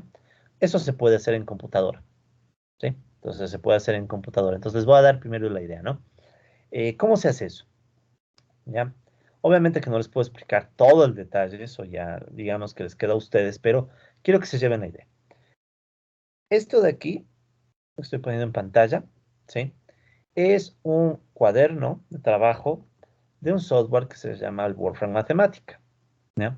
Wolfram, de hecho, es un físico que creó su propio lenguaje de programación, ¿no? Se cansó un día y dijo, voy a hacer mi propio lenguaje, y creó todo el Wolfram, ¿sí? Entonces probablemente he oído hablar de Wolfram. Entonces, el Wolfram Mathematica es un software de programación, pero bastante matemático, ¿ya? Entonces, en el Wolfram Mathematica uno puede hacer cosas como, por ejemplo, construir un sistema de ecuaciones, ¿sí? Construir un sistema de ecuaciones, y ese sistema de ecuaciones ponerle numeritos o valores, ¿sí? Entonces, uno puede poner un sistema de ecuaciones, estas ya son ecuaciones con derivadas en el tiempo y todo lo que quieran, y poner algunos numeritos y supuestos. ¿Para qué? Para que el mismo software te saque o simule soluciones del modelo, ¿sí? Entonces, usando softwares como el Wolfram Mathematica, uno puede simular el comportamiento de estas ecuaciones. Bueno, de las ecuaciones que teníamos hace unos minutitos, ¿no? De estas ecuaciones. Uno puede simular el comportamiento poniendo numeritos y haciendo una simulación numérica, ¿sí? Por cierto, el que está aquí no es este modelo, ¿no? Este es otro modelito, que ya les voy a explicar este también. Pero quiero que tengan la idea primero. Entonces, uno puede hacer un modelo súper complicado y en vez de resolverlo a mano, uno puede decir, ok, voy a ver cómo se comporta si le pongo algunos numeritos y algunos supuestos, y eso lo pueden poner en un software. Y después dejar que el software te simule las respuestas. Sí, es bien, bien, bien interesante, ¿no? Entonces, aquí están algunos supuestos para analizar el modelo. Entonces, por ejemplo, yo puse la tasa de ahorro que sea 1, asumamos que las horas son iguales a 1, o sea, se estandarizan, supongamos que no hay crecimiento de la PEA, supongamos que no hay depreciación, supongamos que la productividad es igual a un producto de la intensidad por la mecanización y nada más, supongamos que esta intensidad depende del salario y del empleo en esta forma y así, ¿no? Aquí pueden ver que hay una curva de Phillips ya con números, menos 0,25 más 0,35, son números arbitrarios, ¿no? Y también una ecuación arbitraria para los precios. Y aparte en estos modelitos hay que ponerle valores iniciales a las variables que tienen derivadas. O sea, pones un valor inicial para el empleo, un valor inicial para el salario, un valor inicial para el precio y un valor inicial para la mecanización. Entonces, ¿qué pasa? Usando estos numeritos, uno ya podía en ese entonces, estoy hablando desde el 2018, uno ya podía, bajo esos números, o sea, usando el modelo y esos numeritos, ya permitía encontrar cosas interesantes. Entonces, por ejemplo, si a ese sistema le ponían también un escenario de mecanización constante, ¿sí? Mecanización constante, se podía encontrar que el modelo generaba ciclos de amplitud decreciente, o sea, una solución estable de ciclos. Esta solución que ustedes ven en pantalla. Entonces resultaba ser que si ustedes ponían esos numeritos, le ponían en un software, le corrían al software, el software te arrojaba estos ciclos. para todas las variables del modelo. Excepto la mecanización, ¿no? La mecanización se queda constante. Esta es la mecanización. Entonces era ya un primer resultado interesante. O sea, el modelo te podía generar un comportamiento cíclico en todas las variables, o casi todas las variables. Ciclos que cada vez se hacen más pequeñitos y se estabilizan, hasta llegar a que casi no hay ciclo, ¿no? Pero es interesante, o sea, generas un comportamiento cíclico que repito, no, en ese entonces solamente hice unas simulaciones, no hice nada más. Entonces las simulaciones daban ese comportamiento, ¿no? Entonces, ese era un primer resultado del modelo interesante, o sea, el ponerle al ejército laboral de reserva, interactuando con todas las demás variables que hemos visto, llevaba a ese comportamiento. Ahora, resultaba ser que si además hacíamos un pequeño ajuste al modelito y hacíamos que la mecanización crezca, ¿sí? Por ejemplo, aquí se puso una tasa de 10 a la menos 4, o sea, que crezca en 0.0001. Entonces, un crecimiento del, ¿qué sería? A ver, veamos, si es que dicen 0.0001, a ver, aquí sería el 1%, el 1.000, el 1 por 1.000, el 1 por 100.000, ¿ya? O sea, que apenas la mecanización crezca, ¿sí? Y el modelito simulado en computadora te empezaba a arrojar ciclos, ya no solo decrecientes, sino también crecientes. Vean esto, o sea, aquí qué pasaba. Primero el ciclo caía, se hacía pequeño, pero después empezaba a crecer y a crecer. Y de hecho crecía tanto que en algún punto el modelo colapsaba, ¿sí? O sea, primero los ciclos podían ser pequeños, ¿sí? O sea, como que el ciclo va cayendo, ¿no? Pero luego el ciclo podía tener amplitud creciente y tan creciente que de repente el modelo colapsa, o sea, generando inestabilidad, ¿sí? Inestabilidad que en ese entonces, bueno, era por el modelo, ¿no? O sea, el modelo tal vez tenía problemas, no lograba simular suficiente. O sea, pasado cierto punto la computadora ya no te puede hacer simulaciones porque te genera error, ¿no? O sea, porque ya son márgenes. O sea, mientras más grande y más inestable es un modelo, el mínimo error de cálculo, recuerda que las computadoras tienen hasta temas de redondeo y todo. Entonces, hasta el mínimo error de cálculo puede hacer que ya te colapse el modelo, ¿sí? Entonces, en definitiva, colegas, lo interesante es cómo desde el modelo más complejo uno puede generar ciclos, ¿sí? Entonces, uno puede generar ciclos recogiendo un montón de intuiciones del propio Marx, ¿no? Y de hecho, uno puede generar ciclos en tres dimensiones. Aquí está, por ejemplo, un gráfico en donde está al mismo tiempo el empleo, la tasa de empleo, el salario y la mecanización. Ahí pueden ver cómo surge un ciclo en tres dimensiones, ¿sí? Entonces, esta es la idea, colegas, de este modelito, ¿sí? Y se pueden generar algunas conclusiones, pero antes de ver esas, o déjenme ver si es que, antes de ver estas conclusiones, ¿sí? Quiero presentarles la versión completa del modelo, ¿ya? Entonces, lo que les he presentado, colegas, es la versión del modelo que fue publicada en el año 2018, que llegó hasta ese punto, ¿no? Entonces, aquí están los ciclos y hasta ahí llegó, ¿no? Entonces, y ahí después está una explicación adicional que vamos a ver en unos minutos. Pero antes de ver esta explicación, quiero mostrarles, al menos ustedes digamos que serían casi los primeros que van a ver el modelo resuelto. O sea, me volví a meter en este tema porque, bueno, digamos que no he estado tampoco muy bien de salud, así que dije, voy a meterme al menos por ahora en un tema que a mí me gusta. Voy a olvidarme un poco de los temas más extra y, bueno, para temas adicionales, ¿no? Entonces, el caso, colegas, es que ya tengo este modelo, denme un segundito. Este lo estamos escribiendo con un profe amigo que vamos a mandar el artículo bueno, a alguna revista, ¿no? Entonces, verán, la versión completa del modelo, sí, igual esto les presento ya como curiosidad, ¿no? O sea, ya con lo que hemos visto, la teoría de lo que hemos visto es suficiente para efectos de la clase. Lo que les voy a presentar ahorita es por curiosidad para que vean cómo se ven las soluciones, o sea, porque si quisiera que al menos se lleven una idea de cómo se ven las soluciones, ¿no? Esto todavía está en borrador, este artículo, ¿no? O sea, este sí está todavía en borrador para publicarse, ¿no? O sea, bueno, para enviarse a revistas. Entonces, aún faltan la introducción y eso no importa. Entonces, es el mismo artículo en esencia, en la parte teórica, ¿no? Que se explican así, ven, las ecuaciones son parecidas, ¿no? Entonces, las ecuaciones son parecidas, hay uno que otra mejora, ¿no? Por ahí, en el camino. Ahí sí ven que está la misma productividad, o sea, cosas que ya hemos visto en clase, ¿no? Pero quiero que nos vayamos al mismo sistema de ecuaciones, ¿verdad? Entonces, aquí está lo mismo, función de reserva, función de explotación, todo lo que hemos dicho, ¿no? Un poquito mejorado. Pues verán, por ejemplo, ¿no? Aquí ya están unas ecuaciones un poquito más ampliadas de, por ejemplo, el tema de la curva de Phillips. Por ejemplo, esta es la curva de Phillips en donde aquí está el salario, ¿sí? Y está el empleo. Aquí el empleo le he llamado L, la tasa de empleo. Y bueno, también está, aquí si ven, está la ecuación de reacción de precios de los capitalistas, ¿no? Igual, esa ya le puse una ecuación un poco más completa. Y también hay una ecuación de intensidad. Entonces aquí está la E. Pero noten que ahora es epsilon y está puesto como una prima, o sea, derivada de la intensidad en el tiempo. Pero bueno, no me interesan mucho esos detalles. Digamos que el modelo ya en su versión completa es este de aquí, ¿no? Es un poquito diferente a la versión que ustedes han visto. Un poquito, ¿no?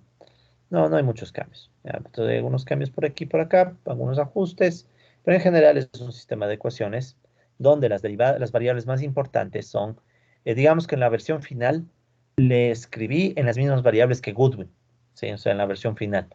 O sea, las variables claves son la tasa de empleo y este omega, que es la participación de los trabajadores en el producto.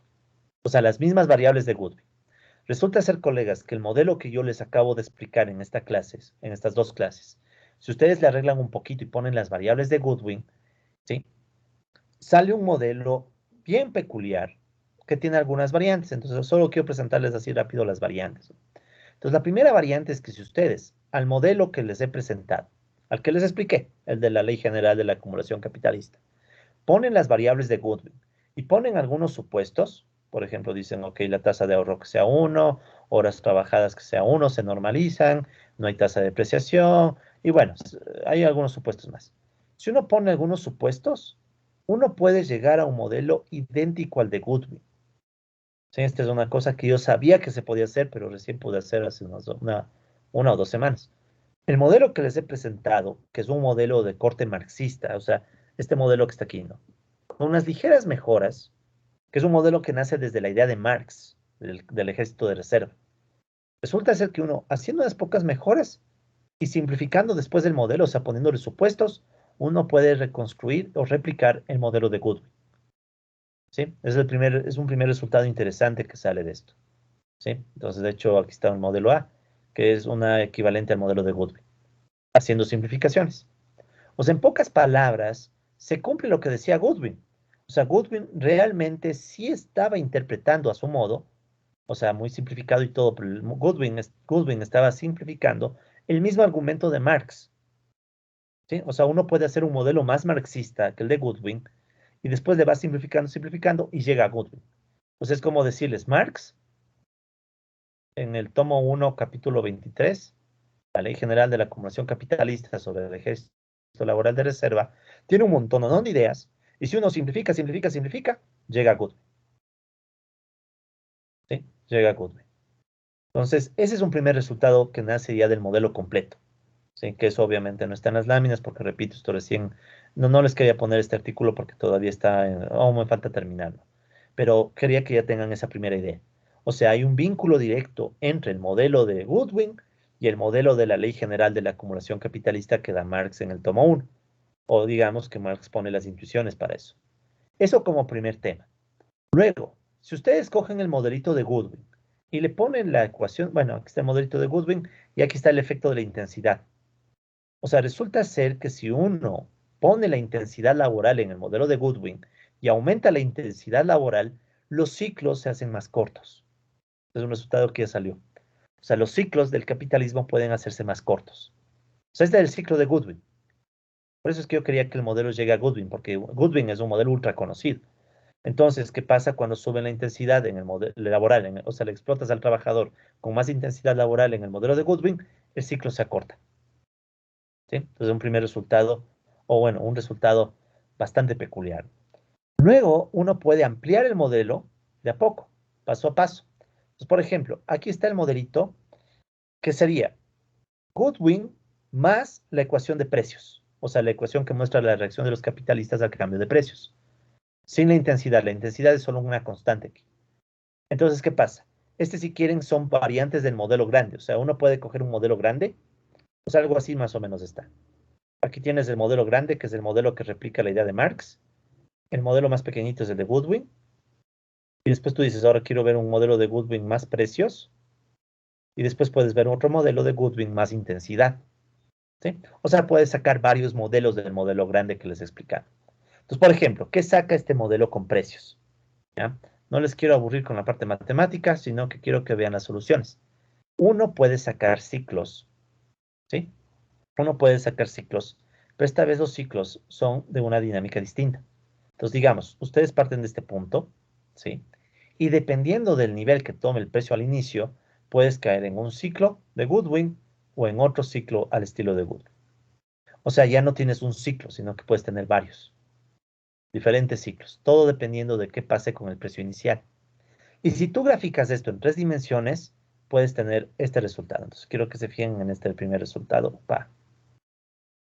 Ya, este es el resultado que arroja el modelo, o sea, digamos, la mezcla, ¿no? Del modelo que les he puesto, el modelo de Goodwin y meter precios.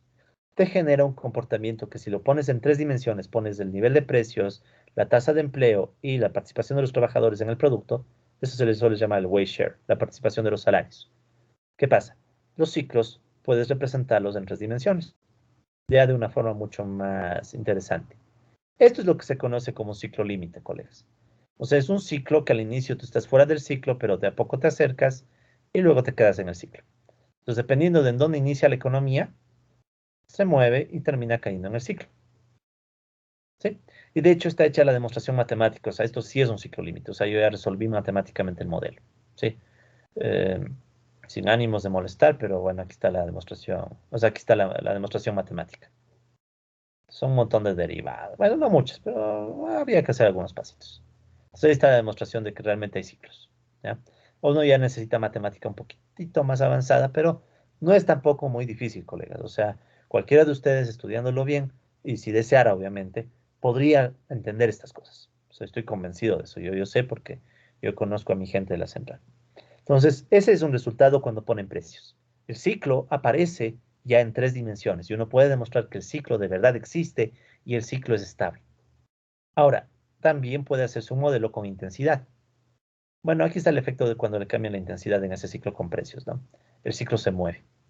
Finalmente, cuando ustedes ponen la intensidad, ahí tienen otro modelo, en cambio, donde no hay precios, pero sí hay intensidad. Entonces, cuando le ponen la intensidad, igualmente uno puede llegar a encontrar comportamientos cíclicos. Igual, ahora se vuelven más peculiares todavía. Entonces, si ven cómo los ciclos se van cruzando incluso, ¿no? Se cruzan los ciclos y cuando uno lo pone en 3 dimensiones, surgen soluciones ya más en espiral. De hecho, este documento que está aquí es ese modelo, es el modelo ya completo. Entonces, uno puede utilizar estos softwares. Esto ya no se hace a mano, sino que uno coge el software y el mismo software te puede sacar las espirales, o sea, los ciclos, ¿no? Entonces, aquí está, por ejemplo, esa espiral que les presenté, ¿no? Entonces, uno puede verle ya en 3 dimensiones.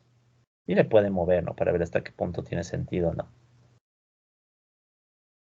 Entonces, aquí pueden notar, estos son los ciclos que genera el modelo de la ley general de Marx, de la ley general de acumulación. O sea, sería Goodwin puesto intensidad. ¿Sí? Entonces, aquí están estos ciclos. Si ven que es una forma bien peculiar, ¿no? Esto se estudia, por ejemplo, en la teoría del caos, ¿no? O sea, cuando uno quiere estudiar sistemas dinámicos y estudian sistemas caóticos. Este no es un sistema caótico, pero este tiene un ciclo periódico. Entonces, matemáticamente se puede demostrar y está demostrado ya en el artículo final que los ciclos existen. O sea, no es pura coincidencia. A veces las gráficas pueden darte ciclos por coincidencia, pero no es coincidencia. O sea, realmente son ciclos demostrables matemáticamente. Aquí está el otro ciclo de los precios. Ahí ustedes ya pueden escoger cuál les gusta más, ¿no? Pero aquí ustedes ven entonces que uno vean cómo esto parece un disco, ¿no? Un disco con diferentes ciclos, ¿sí? Entonces, uno puede simular diferentes soluciones, ¿sí? Y al final, bueno, bueno, ahí se pueden ver los cambios en el tiempo, ¿no? De las variables. Este es otro, miren, este es otro ciclo que también se genera. Son unas formas bien peculiares del ciclo. Y después ya el modelo completo, bueno, ya estoy a la mitad de resolver, pues es que no lo termino todavía, estoy terminando. Pero bueno, colegas, ¿cuál es el punto? Ya para ir cerrando. Sí, creo que la próxima clase damos lo que sigue. El caso, colegas, es, ya para ir cerrando, que eh, hay todavía mucho tela por cortar. O sea, las ideas que dejó Marx, más las ideas del modelo de Goodwin, combinadas y poniéndole un montón de cosas extra, como lo que les he presentado en estas dos clases, pueden llevarnos a entender los ciclos capitalistas de una forma más completa. Y no solo eso, las caídas del ciclo, recuerden que son las etapas que podemos entender como crisis. Entonces el capitalismo, por muchos lados, parece dejarnos intuiciones de que sí, hay crisis periódicas, hay crisis cíclicas. Y esas crisis cíclicas hay que estudiarlas y se pueden estudiar con más rigor, ¿no? ¿Sí? Entonces, solo para dejar como conclusión de lo que hemos visto, ¿no? Entonces, de las simulaciones planteadas y ya del modelo completo, que es el que les presenté en este Word, que todavía me falta por completar, pero ya está casi, ¿sí? O sea, ya por fin lo resolví. Básicamente, ¿qué se concluye? Que definitivamente el capitalismo tiene una condición cíclica. Y el que lo vio fue intuitivamente Marx, y luego ya en un modelo el primero que lo vio fue Goodwin, o de los primeros que lo vieron fue Goodwin. O sea, el capitalismo, esta acumulación capitalista, se encuentra encerrada en una dinámica cíclica con etapas de animación y crisis, definitivamente. ¿Sí? El otro resultado es más discutible porque esto tengo que verificar en el nuevo modelo, y es el de la mecanización. O sea, hasta qué punto la mecanización puede volver al modelo inestable. Es posible, es posible. Pero yo me quedaría con el primero. O sea, básicamente, la idea que tenía Marx de que para que el capital se acumule, necesitamos un ejército laboral de reserva. Y a la vez el ejército laboral de reserva afecta a la acumulación y el resultado de estos son los ciclos, parece que es una idea correcta. O sea, Marx tenía razón en esa intuición. Pero claro, Marx no tenía un modelo. Goodwin arma un modelo y luego un montón de modelos posteriores y los modelos que yo les he presentado el día de hoy, que son mi interpretación de Marx, terminan llevando a lo mismo. Ciclos. Claro, cada vez más complicados, pero a la final ciclos. Es decir, hay razones, colegas, para creer que realmente los ciclos capitalistas parece que nacen de la contradicción fundamental del capitalismo. ¿Cuál es la contradicción fundamental? Clases trabajadoras explotadas que reciben un salario y las clases capitalistas explotadoras, que en cambio son las que reciben la ganancia. O sea, la propia lucha de clases trabajadores capitalistas es la que posiblemente genera los grandes ciclos de la economía capitalista y por tanto también las grandes crisis. ¿Sí? Pero recuerden que estamos hablando solo de crisis cíclicas. ¿Ok? Entonces, colegas, la próxima clase que vamos a hacer, vamos a dar una interpretación de cómo, ya, esto fue más, les he presentado los modelos, no, los resultados. En la próxima clase de vuelta quiero darles ya más la economía detrás, porque obviamente detrás de esto hay unos pasos o unos elementos económicos, ¿no? Entonces quiero darles más ya la economía detrás del ciclo. Pero con esto también quiero motivarles a que vean que hay muchas cosas por hacer y quién sabe, tal vez entre ustedes haya interés en explorar más a fondo estos temas. ¿Sí? ¿Qué pasará con el modelo de Goodwin en una economía capitalista con precio del petróleo, por ejemplo? Ya pensando en una economía más como la nuestra, ¿no? O sea, ¿qué pasaría si le metemos el precio del petróleo al ciclo?